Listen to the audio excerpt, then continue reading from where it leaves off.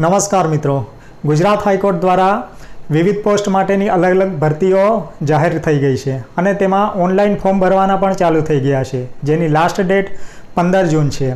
આ પહેલાંના વિડીયોમાં આપણે ડેપ્યુટી સેક્શન ઓફિસર અને બેલીફની જે ભરતી છે તેની આપણે વિગતવાર ચર્ચા કરી ચૂક્યા છે કે તેમાં કોણ ફોર્મ ભરી શકે, તેની વયમર્યાદા શું છે, તેની પરીક્ષા પદ્ધતિ અને સિલેબસ. આપણે આજના આ વિડીયોમાં જે કોર્ટ એટેન્ડન્ટની ભરતી આવી છે તેના વિશે ચર્ચા કરીશું. તેમાં જોઈશું કે આ જે કોર્ટ એટેન્ડન્ટની ભરતી છે તેમાં કોણ ફોર્મ ભરી શકે, તેની વયમર્યાદા શું છે, તેની લાયકાત શું છે, તેની પરીક્ષા પદ્ધતિ શું છે, સિલેબસ શું છે. આ તમામ બાબતોની ચર્ચા આપણે અહીંયા કરીશું.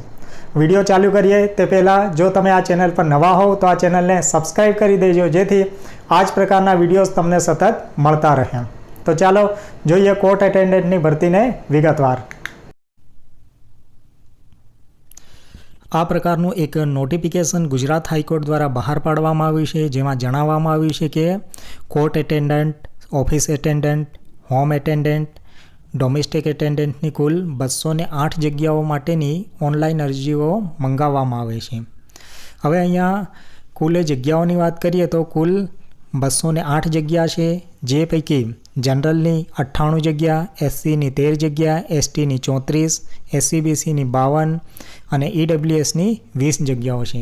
આ પૈકી મહિલાઓની જગ્યાઓની વાત કરીએ તો જનરલની 29 જગ્યાઓ છે, એસસીની 4 જગ્યા છે, એસટીની 11 જગ્યા છે, એસસીબીસીની 17 જગ્યા છે અને ઈડબ્લ્યુએસની 7 જગ્યા છે.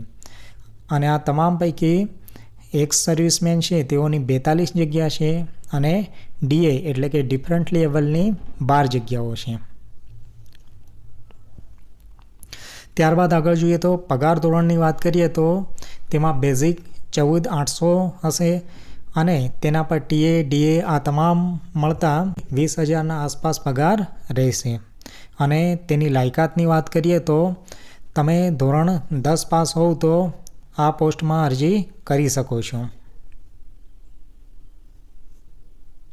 હવે વયમર્યાદાની વાત કરીએ તો મિનિમમ 18 વર્ષ હોવા જોઈએ અને મેક્સિમમ 35 વર્ષથી વધવા જોઈએ નહીં. જેમાં પણ કેટેગરીના મિત્રોને કેટલીક છૂટછાટ આપવામાં આવી છે, જેમ કે મહિલા ઉમેદવારો માટે 5 વર્ષ વધારે આપવામાં આવશે, એસસી અને એસટીના મિત્રોને 5 વર્ષ વધારે આપવામાં આવશે. આ ઉપરાંત ઈડબ્લ્યુએસ અને ઓબીસીવાળા મિત્રોને પણ 5 વર્ષ વધારાના આપવામાં આવશે. અને જે ફિઝિકલી ડિસેબલ અને ડિફરન્ટલી એબલ છે તેઓને 10 વર્ષ વધારાના આપવામાં આવશે. અહીંયા પરીક્ષા ફીની વાત કરીએ તો સામાન્ય ઉમેદવાર છે તેઓને 1,000 ફીસ હશે, જ્યારે કેટેગરીવાળા મિત્રો છે તેઓને 500 રૂપિયા ફીસ હશે. અને આ જે ફીસ હશે તે ઓનલાઈન માધ્યમથી ભરવાની રહેશે. હવે તેના પરીક્ષા પદ્ધતિની વાત કરીએ તો અહીંયા એમસીક્યુ બેઝ પેપર હશે, જેમાં કુલ 100 પ્રશ્નો હશે. અને આનું જે પ્રશ્નપત્ર હશે તે ગુજરાતીમાં રહેશે અને દરેક સાચા જવાબ માટે 1 માર્ક્સ આપવામાં આવશે અને દરેક ખોટા જવાબ માટે 0.33 માર્ક્સ કાપવામાં આવશે. અને આ જે પેપર હશે તેના માટે કુલ 90 મિનિટ એટલે કે 1.5 કલાક આપવામાં આવશે. હવે આ જે એમસીક્યુ બેઝ પેપર છે તેના અભ્યાસક્રમની વાત કરીએ તો તેમાં કુલ 5 વિષયોનો સમાવેશ કરવામાં આવશે. એક તો ગુજરાતી ભાષા, સામાન્ય જ્ઞાન, ગણિત, રમતગમત અને રોજબરોજની ઘટનાઓ એટલે કે કરંટ અફેર. તો આ હતી કોર્ટ એટેન્ડન્ટ વિશેની માહિતી.